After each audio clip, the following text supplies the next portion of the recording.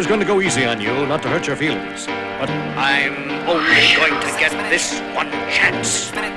Something's wrong. I can feel it. It's just a feeling I've got. Like something's about to happen. But I don't know what. If that means what I think it means, we're in trouble. Big trouble. And if he is as bananas as you say, I'm not taking any chances.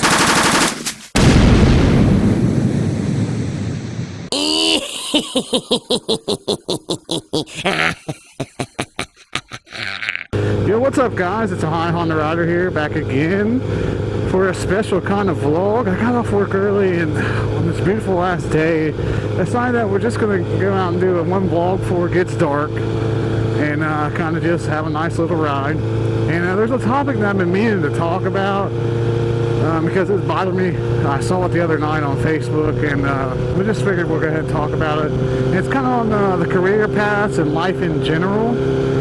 So we'll go ahead and dive right into it. When I was 18 years old, my dad offered me a job at his shop, and it was literally cleaning the floors. He said I could make 12 bucks an hour or 11 bucks an hour cleaning the floors. And I was like, no way. He's like, yeah, all you gotta do is push a broom. And I knew what my dad had done for a living, and you know, I was kind of like, well, fuck it, why not? And of course, like I said, I was 18. I was like, yes, I'm gonna do that. So when I got there, I had no idea what I got myself into. This was a machine shop full of sharp metal shavings.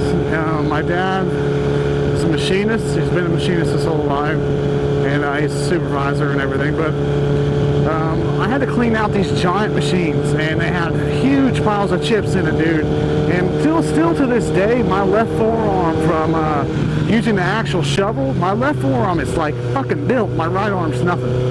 From lifting these huge piles and whatnot of chips. And I had to sweep the floors and I had to bust my ass. Of course, my dad was my boss, so I had a lot to prove there. But I busted my ass, and before you know it, I got promoted to driving a forklift, moving these big ass parts.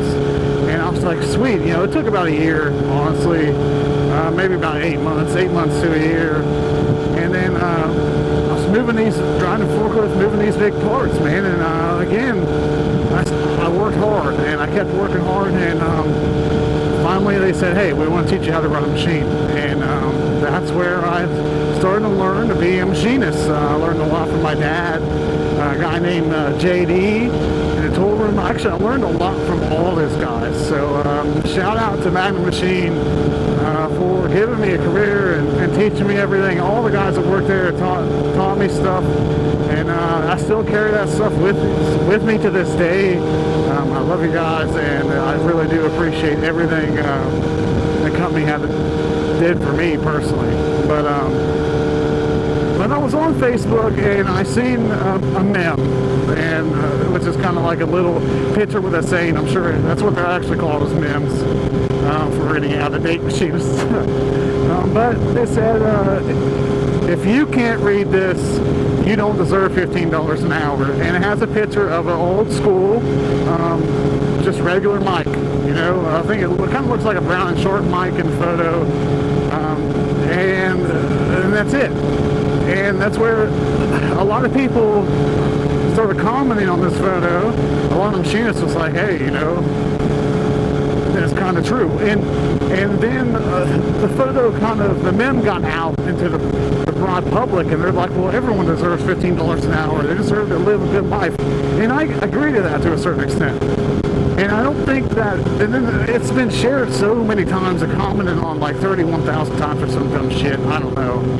But it's like, it blew up because everyone's like, well, I can't read that, but I still deserve to have a good life. And you do. But you need to get out there and work for it. You know, that meme was created purely between machinists in general. It was never meant to be like, okay, you don't deserve to have a good life, or you don't deserve to not have a good job. It was never meant by that. That meme was created, meme, whatever, it was created to share between machinists because there's a big stifling thing going on right now about machinists versus operators, and about what you may know and what you may not know. And that goes into a huge debate because if you meet someone in the general public and they say they're a machinist, you know, there's a good chance they're not actually a machinist. And I say that with a big heart, with a big heart. And, you know, it's kind of like explain this, okay? It's like going to the doctor and the nurse saying, oh, you know what, I can do that. And the nurse starts calling herself a doctor. Well, you know what? You're not a doctor, bitch. So that's kind of what's going on is people, machine operators are out there and they're saying they're machinists, which is the kind of step up job title, I would say. You know, and they're saying they're machinists and they can't read a standard micrometer. And a micrometer, for anyone who doesn't know, is just a measuring device that machinists use, or auto mechanics and mechanics use them. They're supposed to. And it just measures thickness on things, super thin things like a piece of hair. Like my piece of hair is like 8 thousandths of an inch thick. I have thick hair.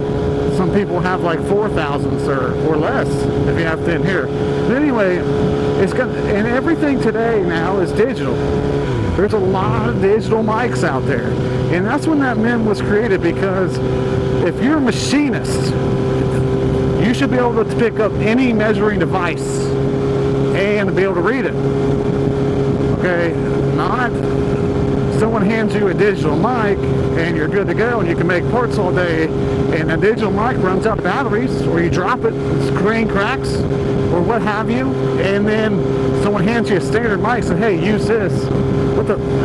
I mean, you're not a machinist if you can't read a regular mic. And that's why that MEM was created. It wasn't created to say all these people out here that are working at McDonald's don't deserve to have good jobs. And they do. And, you know, I see it as if you're working at McDonald's, hopefully you use that as some kind of stepping stone to get some job background or some good review, good stuff on your resume, and that's cool.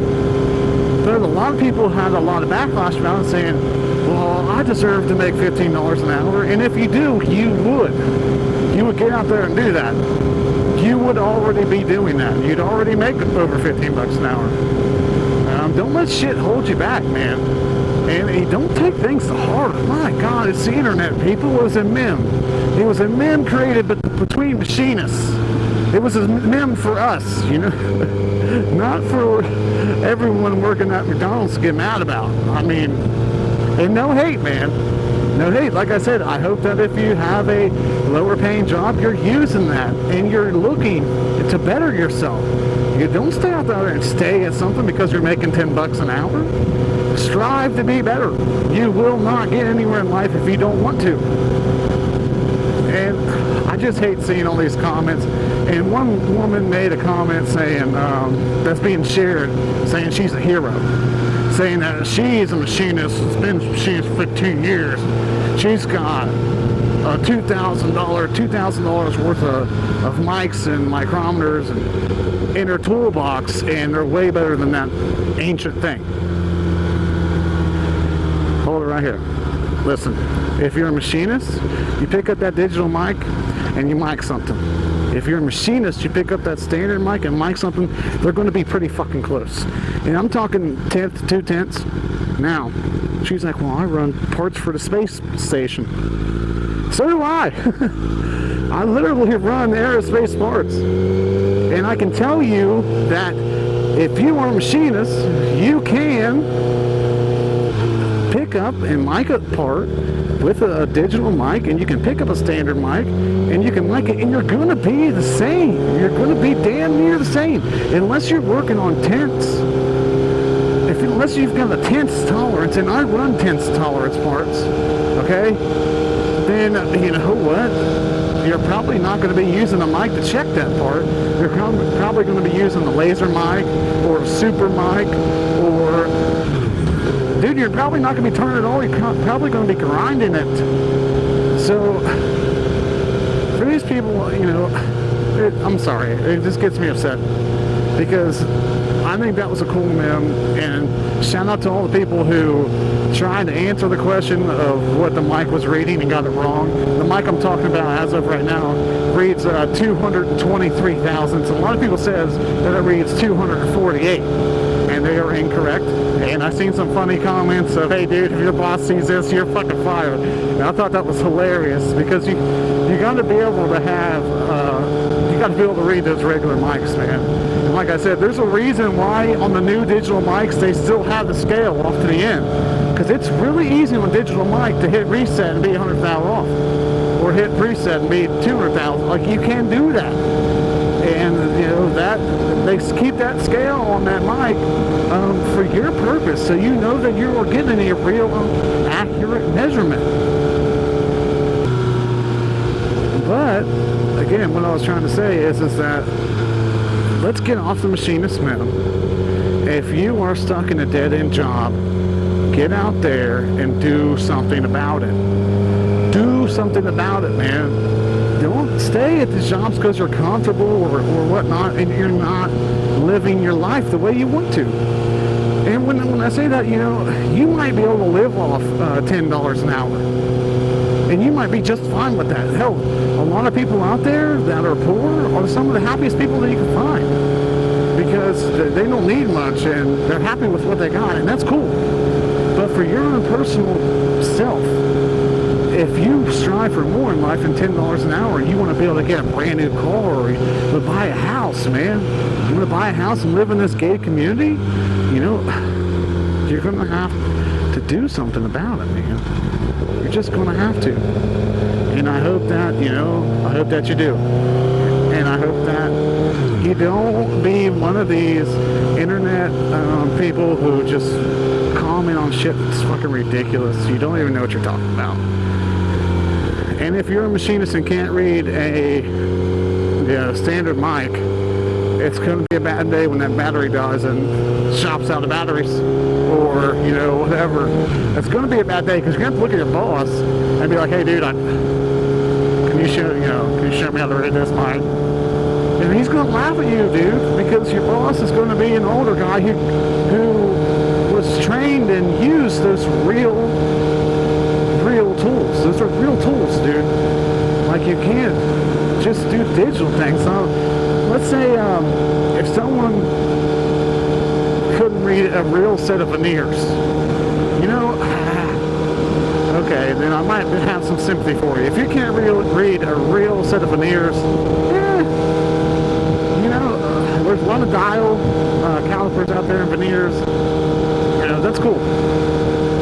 But if you're a machinist, man, you know all about the real deal shit. You know all about the old school tooling and the old school measuring devices and different tips and tricks that just put machine operators to shame. And there's a lot of people out here who say that they're a machinist, and they're purely not. They're purely not machinists. And like I said, it's like going to the doctor and nurse saying, it's like going to the dentist and the lady, the little dentist nurse is like, oh, I'll pull that tooth for you, don't worry about this, I'm a doctor. You know, she's not, dude. And you don't want that to happen. So that's my rant about the machinist thing. You know, shout out to all my machinists. If you're watching this, I'm going to post this on some machinist sites. If you're watching this, hit thumbs up. Subscribe to my channel, because I'm a machinist out here trying to do bike life shit. I'm trying not to be a machinist. I'm trying to start a YouTube channel. I'm trying to stay home and get paid to ride my bike. And that's what's going on. If you're tuning in and you're a machinist and you're seeing this, man, that's what we're doing. And we can talk about machining stuff all you want. I'm just out here riding around, and I wanted to talk about the MIM thing because I feel like it's blowing up. And if you're a machinist, man, God bless. You're the last of a dying breed. And let's put these machine operators to shame, man. Let's put them to shame and let's show them what we know. And I challenge a real machinist to swap out a digital mic for a regular mic. And let's see who gets fucked up. Let's see some machine operator videos where you swap out some digital mics for regular mics. So let's see the look on their face. They're like, what the hell is this ancient thing? And I get that they're older. I get that. But you know what? That is a piece of Americana. Like, that is a piece of America. It is America, baby. And, you know, damn it. You should be able to read those things. So, like this video, Machinist, love, and peace. Get out there, measure some parts, make some parts, get a bike, ride a bike, get on 2 wheels, man. Live your life on 2 wheels. And everyone have a safe and blessed weekend, whenever you're watching this, and take care. And this is OhioHondaRider, and peace out, man.